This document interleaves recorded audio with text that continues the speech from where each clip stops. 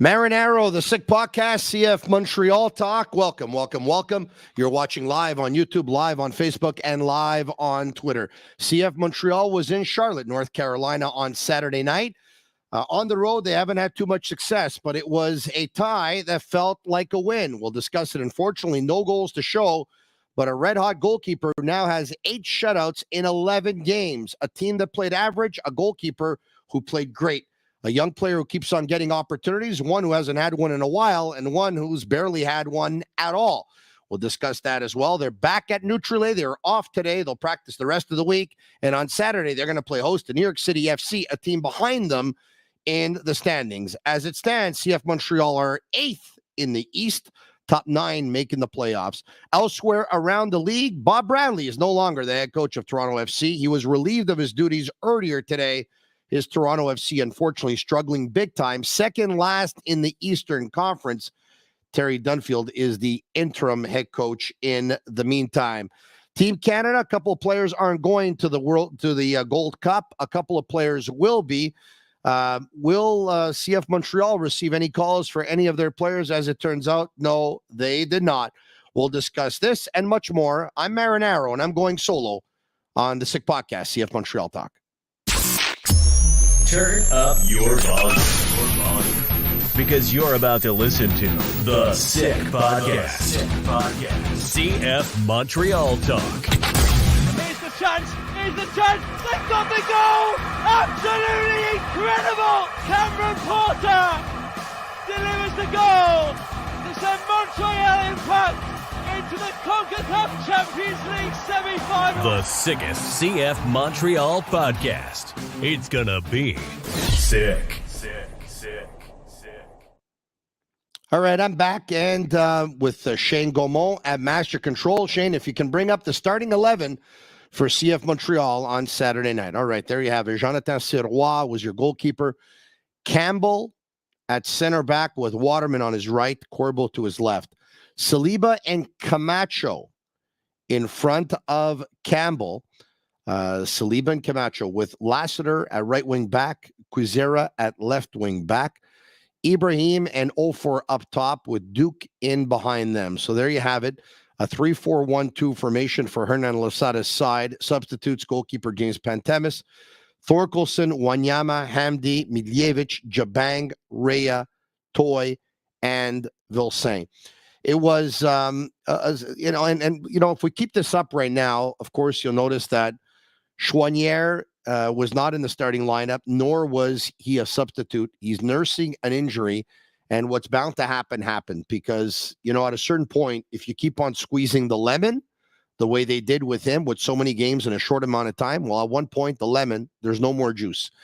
And in his lemon, there's no more juice right now. So he's out with an injury, and the timing is very unfortunate because earlier today we found out that Eustachio and Adekubi are not going to the Gold Cup, and they've been replaced by Liam Fraser and Jaden Nelson. So obviously, if Chouanière was healthy, you would think that he probably would have got a call, but he did not. Nathan Saliba played the entire game, and it was a good game for Nathan Saliba, a good game. At the same time, it's a position that if you take a look at what they ask of the number 6, they ask you to try and hold the ball. They ask you to possess the ball. You get the ball. You don't have to be too flashy. You don't have to be too fancy. You don't have to be too much. The more simple you play, the better it is for them. You pass the ball back, and he looks more comfortable now than he did at the beginning of the season. At the same time, the more minutes you're going to get, the more comfortable you're going to be. It's good news for Nathan Saliba, and if he continues like this, it's going to be okay. What's unfortunate, I think, is Sean Rea was unable to get into the lineup. And let's take a look at the substitutes. If we can bring them up. We had some substitutes. Not so sure we can bring them up. But anyway, the subs that were used, I'll get to it right now on my phone, actually. The subs that were used in the game was Toy came in at the 64th minute for Sanusi Ibrahim. At the 70th, Hamdi came in for Duke. At the 71, Thorkelson came in for Quizera. And at the 88th, Wanyama came in for Camacho. So Sean Rea was not used. We haven't seen him ever since he came in at the 71st and came out at the 94th. Look at the coach and said, "Me? Why me? I don't get it." Why am I coming off? And, Hernan Losada used 4 substitutions on Saturday night. Could have used 5, but did not. And once again, Jules Anthony Vilsaint, another youngster, was not able to get into the game. So there's a couple of youngsters who have found it pretty tough. Vilsaint hardly gets in at all. Rhea hasn't gone in the longest time. But Sirois has really been given a nice opportunity here and has run with it. Look, this is a team that I thought played average on Saturday night, but a goalkeeper that played great. Jonathan Sirois is the reason why this team didn't lose the game. At the same time, did they have their chances? Yes, they did. They had 2 chances, which if they're clinical in their finishing, Quizera was one chance down the left wing, and he tried to go cross corner, but he wasn't able to put it far into the corner enough. But a huge opportunity for me was at the 12th minute of play, Duke with a fantastic through ball to Sanusi Ibrahim, who the second he gets it, controls it right away, spins, turns, shoots with his left, and it goes into the goalkeeper's feet. I mean, if you take a look at the replay, once he stopped the ball, he had time to settle it, he had time to advance it, he had time to protect it, he had time to go closer, he had time to put it on his right foot if he wanted to, and it seemed like he rushed his shot. And he's got to do better than that. I mean, Sanusi just has to do better than that. And there's a couple of things I found from this game. Once again, the strikers, Sanusi, Ibrahim, and Chinozo Ofor, have been given some real nice opportunities here. And their finishing is it's with the exception of Ofer and the aerial game, Ofer off headers, ball to foot, they don't finish well. They don't. And as much as you want to preach, back to net, link up with the other striker, protect the ball, shield the ball, come back and help your midfield, come back and do some of the dirty work, go in, press. You can preach all of those things. The number one thing you have to tell your strikers, the most important thing for them is they finish. They score. And the finishing, it's not good. As a matter of fact, it's very, very poor.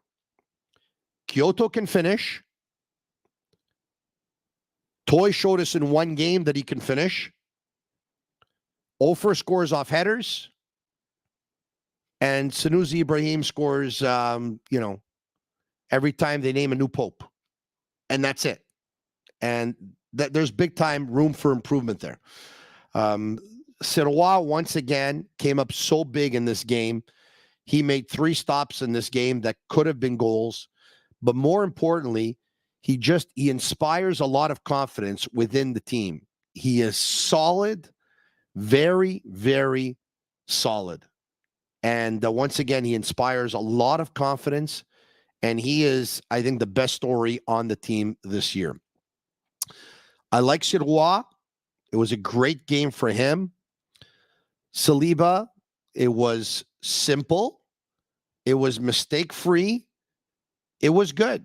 It was a good game for Saliba. A great ball, once again, by Bryce Duke. Quizera, for a guy who doesn't get a lot of time, not bad. Camacho playing a position that is his secondary position, that of one of 2 6s instead of the center back position, I thought did very, very well. At the end, he was cramping. It's normal. That position probably requires more movement on the ball and off the ball than the position of center back. And he too, his lemon has been squeezed quite a bit this year. And that's what I think of the performances. A guy who struggled terribly, I thought, was Campbell. I thought Campbell struggled a lot. There were a lot of bad passes. There was a lot of juggling of the ball. There were a lot of giveaways. There were a lot of missed assignments from him. It was not very good. It's CF Montreal who played against a team that is behind them in the standings, and it was a big point for them. It was a point for CF Montreal that almost seemed like a win. This is a team that now has a record of 1-8-2 on the road. They're as much a homer team as you can get in all of MLS, where they are 7-1-0 at home, Once again, 1-8-2 on the road. That means in 11 games at 3 points per win, there's a possibility of 33 points that could have been grabbed on the road. And out of 33 points, there's a win and 2 ties. 3 points for the win, 2 points for the ties.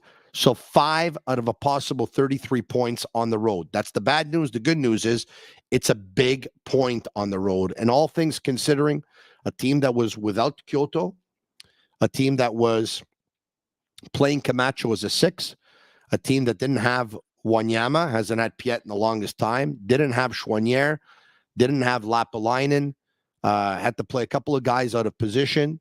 All things considering, it's a big point. It's a big point. And now CF Montreal return home.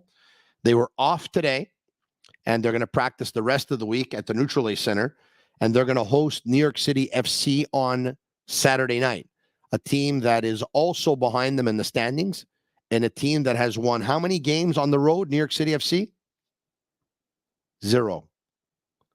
0 wins on the road. So if all goes well, and of course anything can happen because the ball is round and the game needs to be played, but CF Montreal should prevail with a victory on Saturday night, you would think, versus once again a team that just cannot win on the road. Elsewhere in the MLS, Bob Bradley was relieved of his duties earlier today from Toronto FC. The second that Bernardeschi called out Bradley about a month ago, we knew that Bob Bradley was on borrowed time. We knew it. We were hearing that in the locker room, the Italian players demanded a more tactical coach. We were hearing that it was uncomfortable, the fact that the coach had his son on the team. Some of the players, when talking about the coach, would talk about the coach when not in presence of his son, Michael Bradley. We're hearing that a lot of the players called Michael Bradley the assistant coach, and Toronto needed to do something. They have spent an awful lot of money on 2 players, and they should be delivering a lot more than what they're delivering. So he's out. We'll see what happens. Terry Dunfield has been named an interim in the meantime. I told you here on the podcast a couple of months ago that probably about a month and a half ago, I told you either on the podcast or on social media that because of a couple of Italian players on the team, you probably have to go out and get an Italian coach, someone who's going to say to them, okay, guys, you know what? This is your team.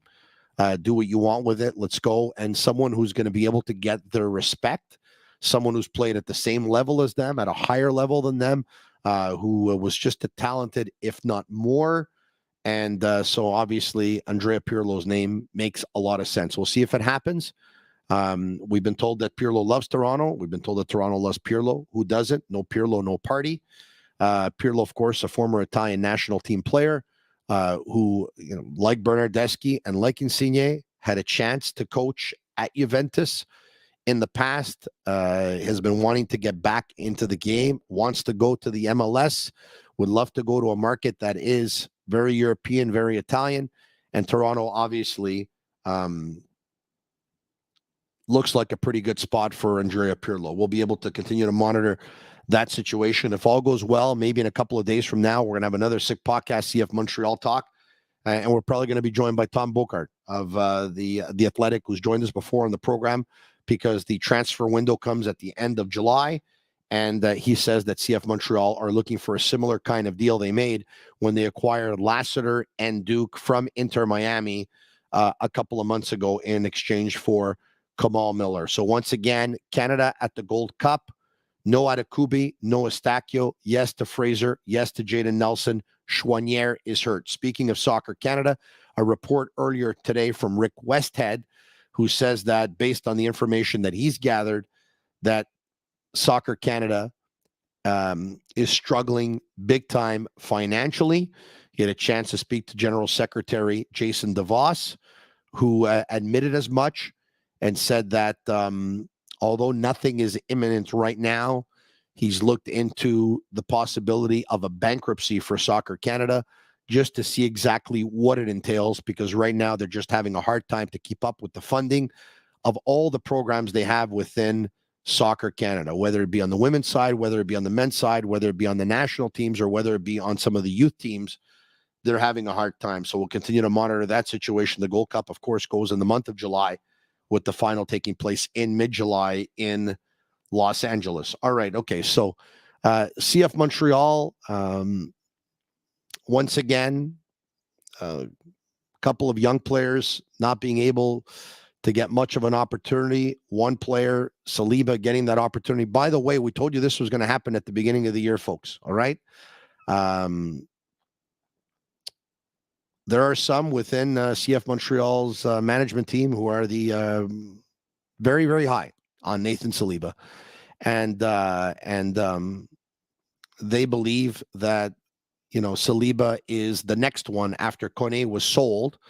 And I'm not comparing the amount because, with all due respect to Saliba, he and Kone are, they're not in the same sentence, nor should they be. But they believe that the next one to be sold, there's a good chance that it's going to be Nathan Saliba.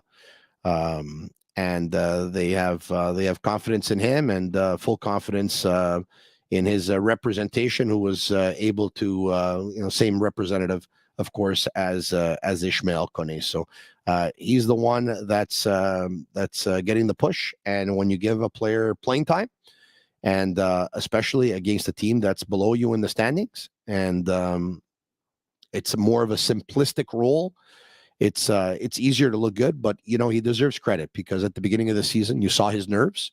You saw that it was too much too soon. Ironically, they played him in a 10 position at the beginning of the season. He's never went back to playing as a 10 ever again since then. He is the player that you're seeing in a 6 in a CDM role. And now there's talk, by the way, there's rumors of the New England Revolution. We saw that on social media yesterday, being interested in Victor Wanyama. And we know that Montreal is a team that wants to play young players. They are a team that likes to be. They are a team that does not spend a lot of money in terms of salary. We know that Victor Wanyama is the player on the team who makes the most amount of money. And if they have a chance to replace Victor Wanyama by a young player or two that they can also play and develop to eventually sell, well, that fits into the strategy that they have right now, the philosophy behind the club. So I think it makes sense. I wouldn't be surprised if it's going to happen. And they're in a playoff spot right now. The schedule is a very, very good schedule. It's an advantageous schedule between now and the end of the year. But I'd like to see, this team play better. It was a better game versus Nashville, the game before, who I also think probably deserved a better fate. I think Nashville could have easily won that game. There's been some good performances, but in terms of good football, and I think Olivier Renard said it a couple of weeks ago, they're not playing the way he'd like to see them play. But, Losada's first objective, obviously, is to try and pick up as many points as he can to try and make the playoffs. But I'd like to see this team play better. I mean, once again, there was 2 scoring chances last game. That's it. Quizera was one. Ibrahim was another. I'd like to see the players finish a lot better. The finishing on this team is weak. It's very, very, very weak. It's very weak. And that's it. Would have been nice to see Mason Toye. We saw him a little bit, but I'd like to see him a little bit more, and maybe he gets an opportunity on Saturday night. But they've been going with Ofer and Ibrahim for a while now, and obviously that's it all comes down to the coach as well, and the coach clearly has confidence in these players more so than the other players. Jonathan Sirois, once again, good for you. Good for you. He's the best story on this team right now. And I don't remember, since CF Montreal's been in the MLS, them getting goalkeeping like this. He gives them a chance to pick up points every game. And he deserves a lot of credit, because that kid has worked really, really hard. And the bumps, the bruises, the sacrifice, and hard work pays off, and he deserves it. So we'll be back in a couple of days. Once again, the transfer market, end of July. They are back at practice again tomorrow, and we'll give you an update in a couple of days from now. So CF Montreal, team played average, Goalkeeper played great. A tie on the road that felt like a win. Points aren't easy to come by on the road. They've now picked up 5 out of a possible 33 points. The good news, they're a homer team, a record of 7-1, and they host New York City FC on Saturday night. Follow us on our YouTube channel. Follow us on Twitter @SickPod, CFMTL. It's the Sick Podcast, CF Montreal Talk. I'm Marinaro. Bye for now. And that's a wrap. Hope you don't miss us too much until next time. Follow the Sick Podcast, CF Montreal Talk on YouTube, Instagram, Facebook, Google Play, and Apple Podcasts.